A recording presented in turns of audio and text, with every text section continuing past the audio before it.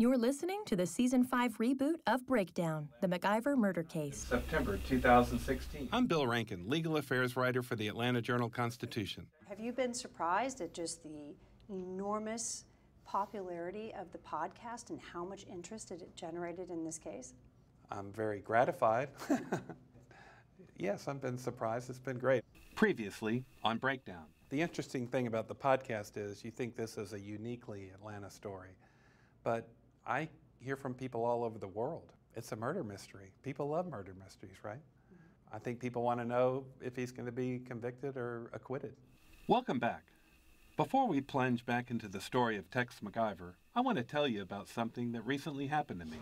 Goes right to left. I agreed to retrace the McIver's route on the night of the killing with a TV crew.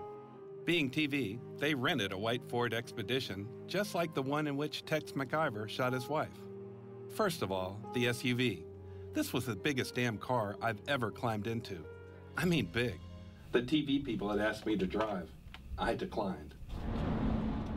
But this is almost at about the same time. It is, almost at about the same time. So they would have been coming from Covington, which is about 20 miles away. From the restaurant. From the Longhorn restaurant. And now they're coming up to the connector, which is I-75, I-85. It's where it merges. And it's where, during rush hour, it's one of the worst bottlenecks you can imagine. And I'm sure when they're driving down here on a Sunday night, they're thinking they got it made. There's going to be no problem whatsoever. And then they run into it. So we're driving down the expressway in downtown Atlanta, and we exit down the ramp and onto Edgewood Avenue, as Tex and Diane did that night. They're going to go down this ramp here, and according to Tex, he had been asleep at this point, but when they go down this ramp, he wakes up. It's been said that Tex had worried that the people milling about down there were maybe Black Lives Matter protesters. That's when Tex asked Diane to hand him his gun. Our reconstruction was pretty authentic.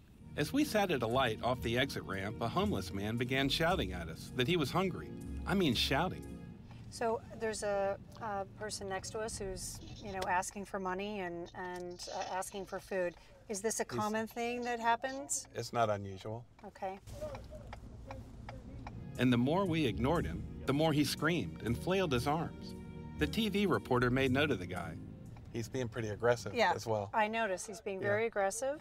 I mean, you often see homeless people in downtown Atlanta, but you don't often see them behaving so aggressively. What should we do? Grab a gun? No, he didn't seem truly threatening.